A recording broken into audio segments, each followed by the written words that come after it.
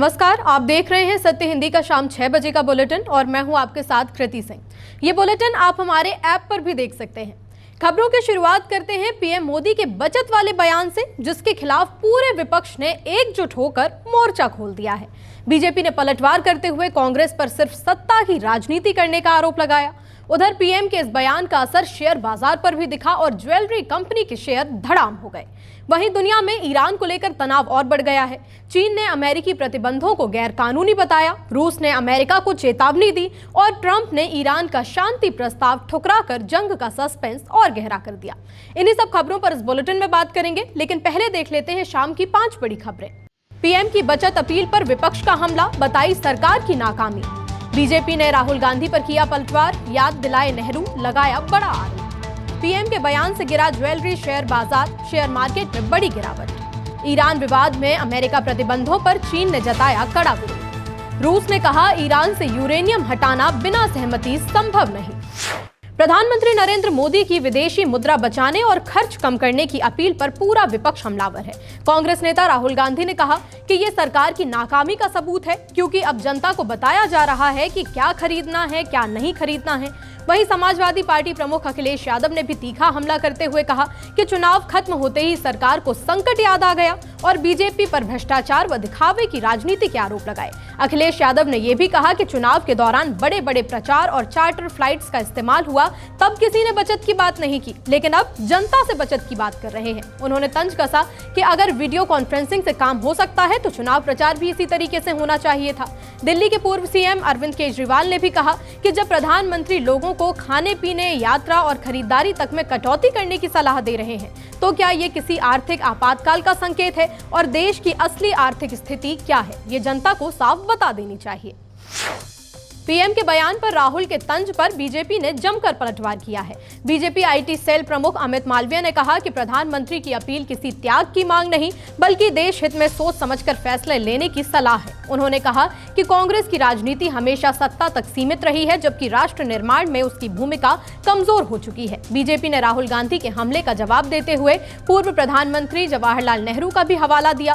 Party ने कहा कि जब दुनिया में युद्ध होते हैं तो उनका असर भारत पर भी पड़ता है, जैसे महंगाई और आर्थिक दबाव होता ही है। ऐसे में जनता से सहयोग की अपील करना जिम्मेदार नेतृत्व है, ना कि कमजोरी। राहुल के इस बयान पर महाराष्ट्र के सीएम देवेंद्र फडणवीस ने भी कहा कि राहुल गांधी को चुनावों में लोगों ने बार बार खारिज किया है और कहा कि देश मजबूती से प्रधानमंत्री मोदी के पीछे खड़ा हुआ है।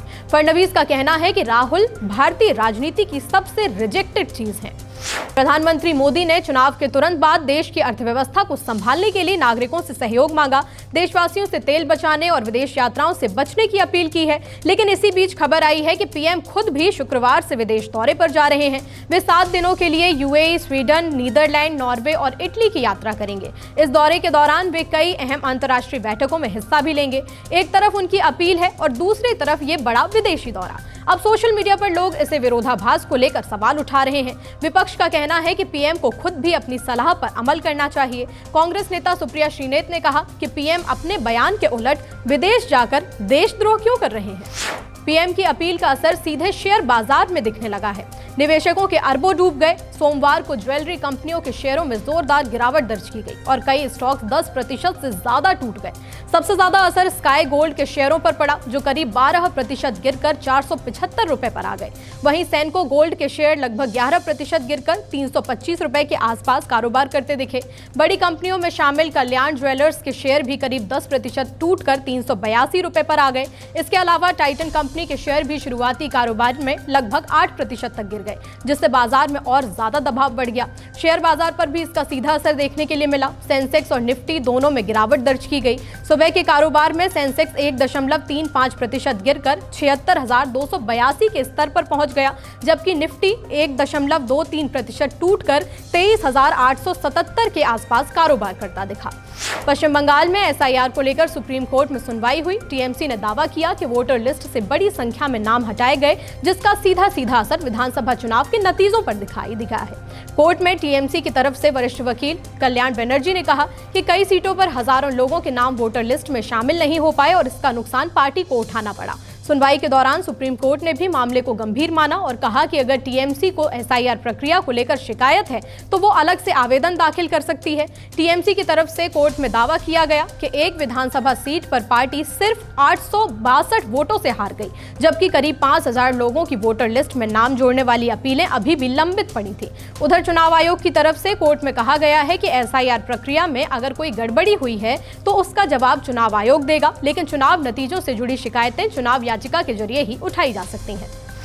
पश्चिम बंगाल में नए मुख्यमंत्री शुभेंदु अधिकारी के निजी सहायक चंद्रनाथ रथ हत्याकांड में पुलिस ने 3 आरोपियों को गिरफ्तार कर लिया है। पकड़े गए आरोपियों की पहचान विशाल श्रीवास्तव, राज सिंह और मयंक मिश्रा के रूप में हुई है। पुलिस ने इन्हें बिहार और उत्तर प्रदेश से दबोचा है। इस हत्याकांड की सबसे बड़ी कड़ी एक टोल प्लाजा पर किया गया यूपीआई पेमेंट से खुला, जिसने सीधे हथियारों तक पुलिस को पहुंचा दिया। जांच के दौरान पुलिस को पता चला कि आरोपी जिस कार में भागे थे उसने बाली के पास एक टोल प्लाजा पर यूपीआई से पेमेंट किया था। इसी डिजिटल ट्रांजैक्शन ने पूरी कहानी पलट कर रख दी। पुलिस ने पेमेंट डिटेल्स और सीसीटीवी फुटेज को जोड़ते हुए आरोपियों की पहचान कर ली और फिर कई राज्यों में छापेमारी कर तीनों को बिहार से गिरफ्तार कर लिया गया। पश्चिम बंगाल में मुख्यमंत्री शुभेंदु अधिकारी ने नवान्न में हुई पहली कैबिनेट बैठक के बाद ऐलान किया कि अब राज्य में केंद्र सरकार की बड़ी योजनाएं पूरी ताकत के साथ लागू की जाएंगी। सबसे बड़ा फैसला आयुष्मान भारत योजना को लेकर हुआ। कैबिनेट बैठक में सरकार ने सीमा सुरक्षा को भी बड़ी प्राथमिकता दी है। बीएसएफ को जरूरी जमीन सौंपने की प्रक्रिया शुरू कर दी गई है और अधिकारियों को 45 दिनों के अंदर पूरा काम खत्म करने का आदेश दिया गया है। मुख्यमंत्री ने पिछली सरकार पर आरोप लगाया कि उसने अवैध घुसपैठियों को बचाने के लिए केंद्र और कोर्ट के निर्देशों को नजरअंदाज किया। साथ ही सरकारी नौकरियों के लिए उम्र सीमा 5 साल बढ़ा दी गई है ताकि युवाओं को ज्यादा मौके मिल सके। बुलेटिन में आगे अभी और भी खबरें हैं। नीट पेपर पर खुलासा, 600 नंबर के सवाल पहले ही हुए लीक। ईरान विवाद में अमेरिकी प्रतिबंधों पर चीन का कड़ा विरोध। ईरान से यूरेनियम हटाने पर रूस ने अमेरिका को दी चेतावनी। ईरान के जवाब को ट्रंप ने बताया पूरी तरह नामंजूर। राजस्थान पुलिस की स्पेशल ऑपरेशंस ग्रुप यानी एसओजी ने पेपर लीक और गड़बड़ी के शक में जांच शुरू कर दी है। मामला तब गरमाया जब नेशनल टेस्टिंग एजेंसी को राजस्थान और उत्तराखंड में ऐसी जानकारी मिली कि परीक्षा से पहले ही कुछ सवालों के सेट सोशल मीडिया और कोचिंग नेटवर्क में घूम रहे थे, जिनके कई सवाल असली नीट पेपर से भी मिलते जुलते पाए गए। राजस्थान एसओजी के एडीजीपी विशाल बंसल ने बताया कि जांच के दौरान 400 से ज्यादा सवालों का एक सेट मिला है, जिसे परीक्षा से पहले छात्रों के बीच में शेयर किया गया था। इनमें से करीब 100 से ज्यादा बायोलॉजी और केमिस्ट्री के सवाल असली नीट पेपर से भी काफी मिलते जुलते पाए गए। 720 नंबर के पेपर में से 600 नंबर के सवाल लगभग पहले ही दे दिए गए थे। फिलहाल पुलिस इसे गेस्ट पेपर या टेस्ट सीरीज बता रही है, लेकिन जांच एजेंसियों को शक है कि इसके पीछे बड़ा नेटवर्क भी हो सकता है। उधर एनटीए ने इस पूरे मामले पर सफाई देते हुए कहा है कि 3 मई को जो परीक्षा हुई उसे पूरी सुरक्षा व्यवस्था के साथ कराया गया और परीक्षा प्रक्रिया सामान्य तरीके से पूरी हुई, कोई गड़बड़ी नहीं हुई है। अमेरिका ने ईरान की सैन्य गतिविधियों में मदद करने के आरोप में 3 चीनी कंपनियों पर प्रतिबंध लगाए हैं। इस पर चीन ने कड़ी आपत्ति जताई है। चीन के विदेश मंत्रालय के प्रवक्ता गुओ जियाकुन ने कहा कि अमेरिका का ये कदम गलत और एक तरफा है। उन्होंने कहा कि चीन अपनी कंपनियों से कानून के अनुसार काम करने की उम्मीद तो करता है, लेकिन उनके अधिकारियों की भी रक्षा करेगा। चीन ने अमेरिका पर आरोप लगाया कि ऐसे फैसले अंतर्राष्ट्रीय नियमों के खिलाफ हैं और इससे दुनिया का व्यापार प्रभावित होता है।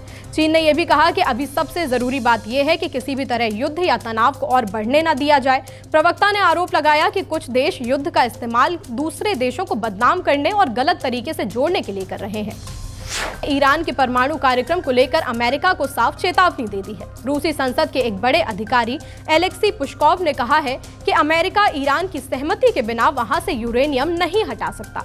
ये बयान अमेरिका के राष्ट्रपति ट्रंप के उस दावे के जवाब के बाद आया है, जिसमें उन्होंने कहा था कि अमेरिका किसी भी समय ईरान के यूरेनियम भंडार को हटाने की क्षमता रखता है। इस दावे पर पुशकोव का कहना है कि यूरेनियम निकालने के लिए सबसे पहले तो शांति, एक ठोस समझौता, अंतर्राष्ट्रीय परमाणु ऊर्जा एजेंसी के साथ विस्तृत कार्य योजना और सबसे जरूरी ईरान की पूरी सहमति और सहयोग चाहिए होगा, लेकिन इनमें से कोई भी शर्त अभी मौजूद नहीं है। रूस का कहना है कि अमेरिका केवल स्थिति पर नजर रख सकता है, लेकिन बिना ईरान की अनुमति के कोई भी कार्रवाई करना संभव नहीं है।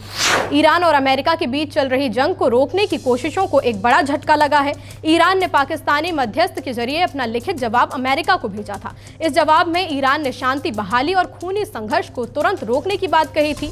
ईरान का कहना था कि वो इस क्षेत्र में अब सिर्फ शांति चाहता है, लेकिन राष्ट्रपति ट्रंप ने इस प्रस्ताव को पूरी तरह से अस्वीकार्य बताते हुए खारिज कर दिया। ट्रंप ने सोशल मीडिया पर लिखा कि उन्हें ईरान का ये जवाब बिल्कुल भी पसंद नहीं आया। ट्रंप की इस सख्ती के बाद अब युद्ध खत्म होने की उम्मीदों पर सस्पेंस और गहरा हो गया है। उधर इस्राएल के प्रधानमंत्री नेतन्याहू ने भी अब एक और नई सख्त शर्त रख दी है। नेतन्याहू का कहना है कि जब तक ईरान के परमाणु ठिकाने तबाह नहीं होंगे तब तक जंग खत्म नहीं मानी जाएगी। फिलहाल 6 बजे के बुलेटिन में इतना ही। 8 बजे हम फिर से हाजिर होंगे नई खबरों के साथ। अगर आपको हमारे वीडियोस पसंद आ रहे हो तो हमारे चैनल को सब्सक्राइब कर लें, अपनी राय हमें कमेंट करें और नीचे दिए ज्वाइन बटन को क्लिक करके आप सत्य हिंदी के सदस्य भी बन सकते हैं। फिलहाल के लिए इतना ही। नमस्कार।